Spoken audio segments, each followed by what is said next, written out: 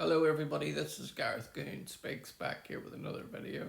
I'd like you to hit the subscribe bar, give me a thumbs up if you like the video, or hit the notification bell to be notified when I post my next post. Or otherwise you can donate to my ministry and the charities that I support at garethgoon3 at gmail.com on PayPal. And by the way, you can also look me up on YouTube and subscribe there too.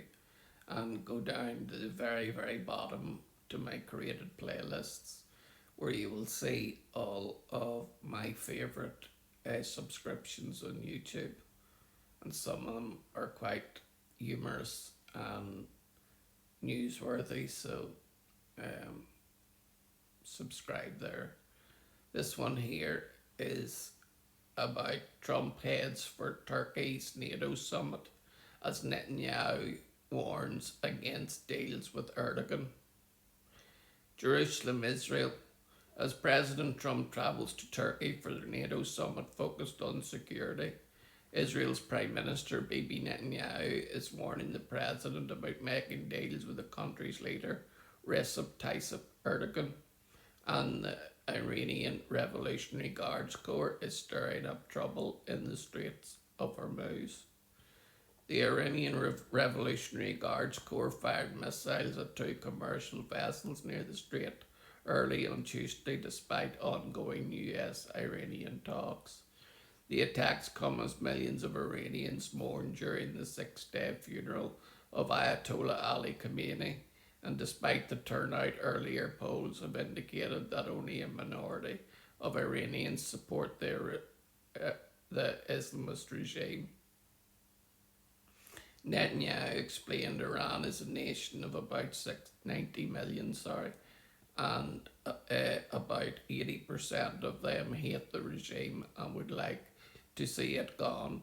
But you still have, quite a few million minority that they can bring to the streets. In Syria, two explosions rocked Damascus on Tuesday as French President Emmanuel Macron met with his Syrian counterpart in a landmark visit.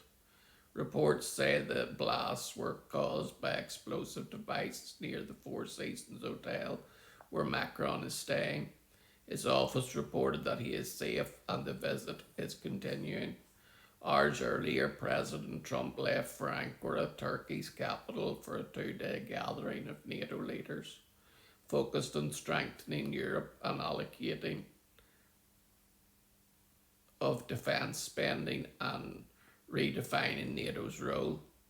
The White House wants more support from NATO countries that didn't want to allow US forces to use their bases for attacks on Iran. He expected to meet with Erdogan on the sidelines of the conference.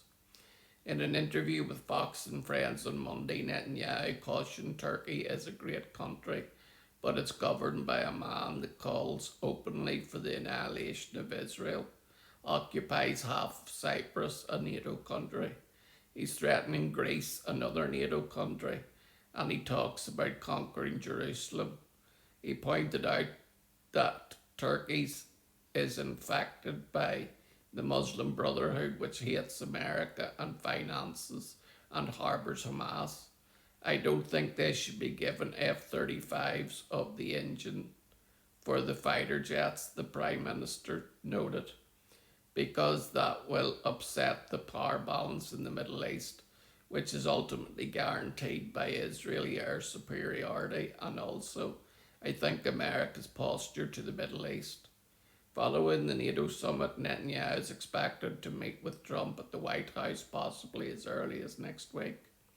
In Gaza, Hamas announced it is dissolving its emergency government body for the Gaza Strip, preparing for a transfer of authority to Technocratic National Committee for the Administration of Gaza as laid out in the Trump 20-point plan.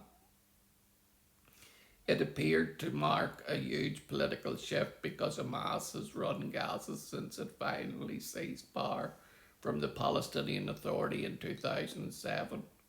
However, Israel Foreign Minister Gideon Saar dismissed the move as a trick, posting on X that Hamas's apparent willingness to make room For a technocratic government is designed to prevent its own disarmament. A technocratic administration would be responsible for the garbage collection and other municipal services, while Hamas would remain the dominant military force. This thus would allow Hamas to continue oppressing the Palestinian people in Gaza while pursuing its jihadist war against Israel. Israeli forces in Gaza also located Hamas plans for a large-scale multi-front massacre in Judea and Samaria. It included blueprints, target lists, and logistical instructions.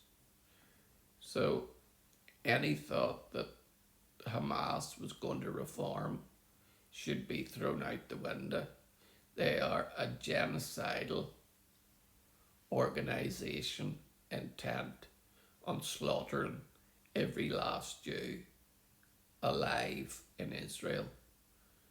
And as we seen on October 7th, it doesn't matter whether you're Jew, Arab, Druze, Christian. If you're found in Israel, you will be seen as a collaborator and will be treated just like them.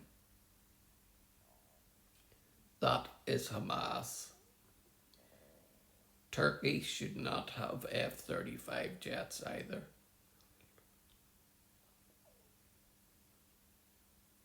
Because the Bible states that in the future, Turkey will be one of the multiplicity of nations that march in the mountains of Jerusalem for spoil and plunder. So giving them fancy new jets is absolutely the wrong move. Shalom, Maranatha, and Hallelujah.